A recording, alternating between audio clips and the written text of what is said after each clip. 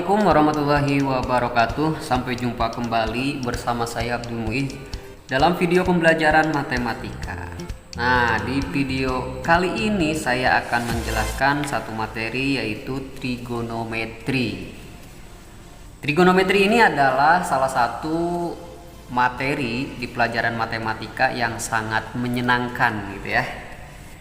Menyenangkan untuk ditinggalkan. Bukan. Oke. Ini materi dasar yang dipelajari di tingkat SMA kelas 10. Yang pertama kita pelajari dulu untuk perbandingan trigonometri pada segitiga siku-siku. Bagaimana konsepnya? Ini perhatikan. Fungsi atau nilai trigonometri pada segitiga siku-siku ini ada 3 dan kebalikannya, berarti ada 6. Yang pertama itu yang disebut dengan sinus, kemudian yang kedua adalah kosinus, dan yang ketiga adalah tangen. Oke, perhatikan dulu. Ini ada 3 sisi, yaitu sisi X sebagai alasnya, Y sebagai tinggi, dan R ini sebagai sisi miring. Nah, R ini biasanya kita sebut sebagai sisi miring. Saya beri nama sisi miring. Nah, nanti untuk berikutnya saya singkat ini menjadi mi saja. Artinya miring.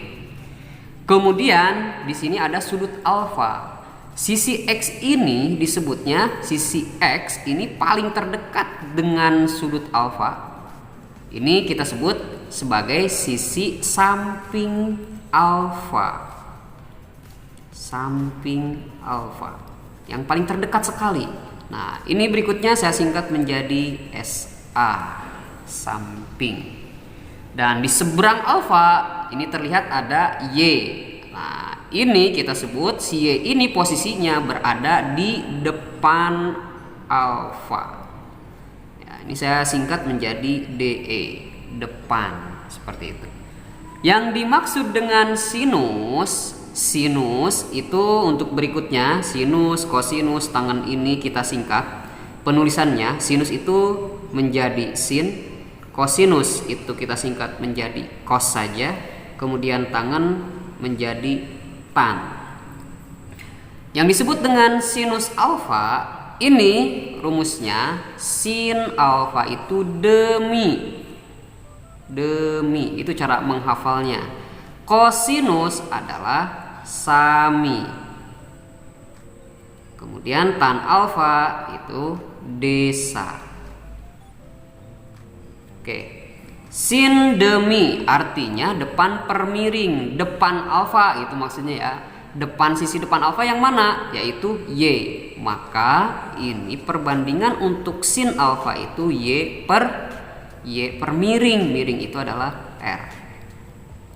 Begitupun untuk cos alfa, sami berarti samping per miring. Sampingnya adalah X, miringnya adalah R. Maka untuk tangen pun seperti itu. Desa depan per samping, sisi depannya adalah Y, sampingnya adalah X. Dan kebalikannya, kebalikan dari sinus, kosinus, tangen ada 3 lagi. Apa kebalikannya? Kebalikan dari sinus, oke saya bedakan deh menggunakan pulpen warna merah. Kebalikan dari sinus itu adalah kosekan. Oke, nanti kita singkat menjadi CSC. CSC alfa karena kebalikannya, ya udah berarti yang tadinya demi menjadi mi de. Tadinya Y per R berarti menjadi R per Y. Mudah kan? Oke. Berikutnya, kebalikan dari kosinus itu disebutnya adalah sekan. Kita singkat nanti menjadi SEC. Yang disebut sekan alfa berarti kebalikan dari kosinus. Apa kebalikan dari kos? Yang tadinya sami berarti menjadi misa. Berarti miringnya adalah R, sampingnya adalah X. Jadi tinggal dibalik saja yang ini ya berarti. Terus kebalikan dari tangan itu adalah kotangen. Kita singkat menjadi COT, alfa. Berarti sade, yang tadinya desa akan menjadi sade. Samping per depan, Y per X berarti menjadi X per Y. Nah, inilah perbandingan trigonometri yang 6 tersebut. Jadi yang perlu dipahami dulu itu adalah kamu harus bisa menentukan mana sisi miring, kemudian mana sisi yang ada di samping sudut alfa, dan mana posisi sisi yang ada di depan sudut alfa. Oke, ada 6. Ingat-ingat, sin, cos, tan. Sin itu kepanjangan singkatan dari kepanjangannya yaitu adalah sinus. Cos, kosinus, tan yaitu tangen. Jangan ketukar. Ini harus hafal ya. Sinus, kosinus, tangen. Kosekan, sekan, dan kotangen. Oke, perhatikan contoh berikut. Tentukan nilai perbandingan trigonometri sudut B. Ya, ini sudut beta pada segitiga di bawah. Nah, ini 16 ini berarti posisinya berada di mana nih? Depan beta apa samping beta? Tadi yang terdekat tuh, yang terdekat itu apa? Sisinya berarti ini sisi samping beta, berarti sisi SA. 12 ini berada di DE, berarti depan ya, DE itu depan. Nah, sisi miringnya yang mana? Ya tentunya yang ini, R-nya atau miringnya. Ada belum nilainya? Belum ada. Berarti kita cari dulu untuk dapat menentukan ke-6 fungsi trigonometri ini. Oke, kita bisa langsung jawab. Ini sudah ada yang bisa kita jawab. Yang pertama langsung kita jawab untuk sin. Nah, karena ini sudutnya sudut beta, jangan sin alfa. Karena sudutnya sudut beta berarti maka ini sin B. Sin depan per miring, depan per miring, DE per MI atau miring. Depannya adalah ini, berarti berapa nilainya? 12. Miringnya mana? Oh, belum ada. Berarti ya harus ada dulu. Gimana caranya? Cari dulu. Oke, kita cari dulu. Karena ini segitiganya siku-siku, untuk menentukan panjang sisi miring ini bisa kita gunakan teorema Pitagoras ya. Yang belum bisa teorema Pitagoras berarti wajib harus tahu dulu konsep atau teorema Pitagoras. Untuk mencari R ini adalah rumusnya R kuadrat sama dengan, berarti gimana nih? Jumlahkan ya. Ini dijumlahkan berarti 12 kuadrat ditambah dengan 16 kuadrat. 12 kali, oke, berarti ini boleh R kuadrat, masih dalam kuadrat deh. 12 kuadrat itu 144 ya. 12 kali 12, bukan 12 kali 2. Tambah 16. 16 kuadrat berapa? Oke, kita kuadrat deh. 16 kuadrat berarti 16 dikalikan dengan 16. Caranya saya kali seperti ini. 6 kali 6 itu 36. 6 saya simpan 3.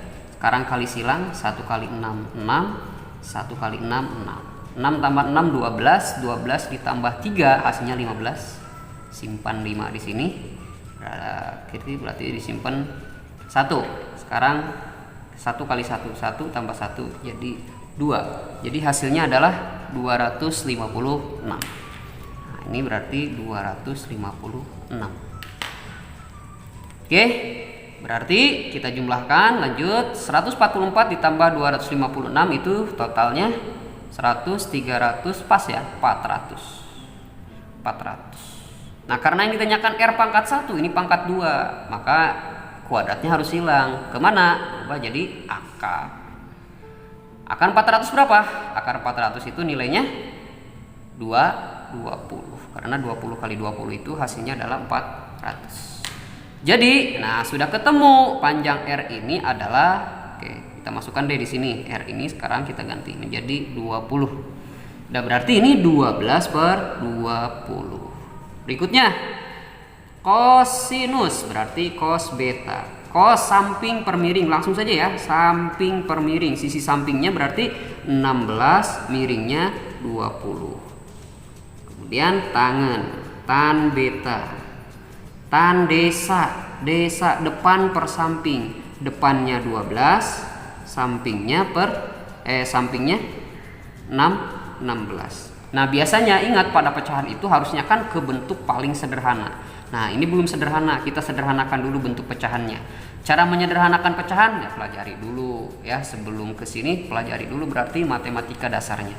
Gampang, 12/20 ya, sederhanakan. Kita bagi dengan berapa nih? Harus dibagi dengan bilangan yang sama kedua-duanya, pembilang dan penyebutnya. Dibagi berapa? Bagi 4 bisa ya. Oke, 12 dibagi 4 hasilnya adalah 3. 20 bagi 4 5. Ini 16/20 dibagi 4 juga sama. 16 dibagi 4 hasilnya bisa